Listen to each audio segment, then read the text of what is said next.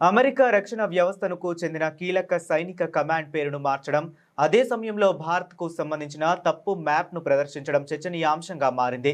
Indo Pacific కమాండ్గా కొనసాగుతున్న సంస్థను మళ్లీ పసిఫిక్ కమాండ్గా మార్చుతున్నట్లు అమెరికా రక్షణ శాఖ ప్రకటించింది. అయితే ఆ కమాండ్ వెబ్సైట్లో పాకిస్తాన్ ఆక్రమిత కాశ్మీర్ను పాకిస్తాన్లో భాగంగా చూపించడం వివాదానికి దారితీసింది.